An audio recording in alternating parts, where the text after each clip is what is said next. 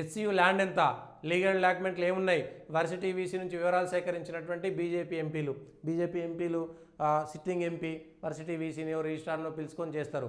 అసలు హైదరాబాద్ సెంట్రల్ యూనివర్సిటీకి ఉన్నటువంటి భూమిని ఎవరెవరు కాజేసిరో మొత్తం ఇప్పుడు ఉన్నటువంటి కాంగ్రెస్ సర్కారు గతంలో ఇచ్చినటువంటి భూమి ఎంత ఇచ్చిరు, ఇచ్చిన దాంట్లో జరిగింది ఏమిటి, 1974 నుంచి ఇప్పటిదాకా జరిగినటువంటి మొత్తంని ప్రజల ముందు పెట్టండి. టీఆర్ఎస్ సర్కారు 130 ఎకరాలు టీఎన్జిఓలకు ఇస్తే అది కూడా తేల్చి చెప్పండి.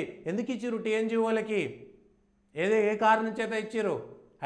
హైదరాబాద్ సెంట్రల్ సిటీకి ఇట్లా భూములన్నీ కాపాడకపోతే భవిష్యత్ తరాలకు బంగ్లా కట్టుకోవడానికో ప్రభుత్వ భూమి ఉండకపోతే ఏం చేస్తాం ఇవాళ?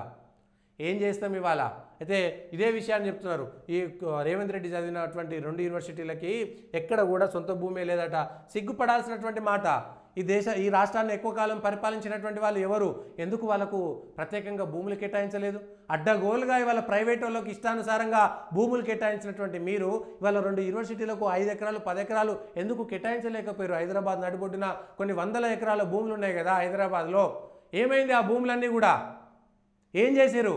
కాంగ్రెస్ పార్టీ ఇవాళ దీన్ని గొప్పగా చెప్పుకునేటువంటి ప్రయత్నం చేస్తున్నారు, కానీ కాంగ్రెస్ పార్టీ ఎక్కువ కాలం పరిపాలించింది. మరి హైదరాబాద్లో అత్యంత విలువైనటువంటి భూములు ఉన్నాయి. ఏమైనాయి ఇవాళ? అవన్నీ కూడా ఎందుకు అన్యాక్రాంతమైనాయి? ఎక్కడికి పోయినాయి?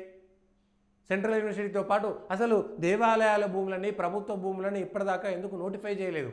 75 సంవత్సరాల స్వతంత్ర భారతంలో వక్ఫ్ భూమి ఏమిటి, క్రిస్టియన్ చర్చిల భూములు ఏమిటి, దేవాలయాల భూములు ఏమిటి, ప్రభుత్వ భూములు ఏమిటి, బంజరు భూములు ఏమిటి, ప్రైవేటు భూములు ఏంటి, వ్యక్తుల చేతులు ఉన్నటువంటి భూములను 75 సంవత్సరాల్లో ఇప్పటిదాకా కూడా అధికారికంగా ఎందుకు నోటిఫై చేయలేకపోయారు? ఎవరిది తప్పు? ఈ విషయాలపైన కూడా చర్చ జరుగుతుంది.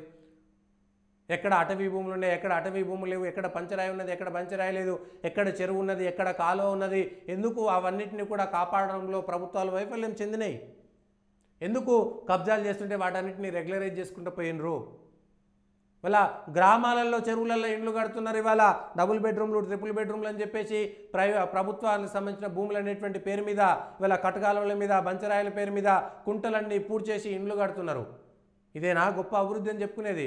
75 సంవత్సరాల అభివృద్ధి ఇదేనా సాధించింది? ఎందుకు ప్రభుత్వ భూములు కాపాడలేకపోయారు? ఎందుకు ప్రైవేటు భూములు ఇన్ని కొట్లాటలు జరుగుతున్నాయి? ఏం జరిగింది? ప్రభుత్వాలు వైఫల్యం చెందినట్టే కదా ఇన్ని సంవత్సరాల పాటు పరిపాలించినటువంటి వాళ్ళందరూ కూడా.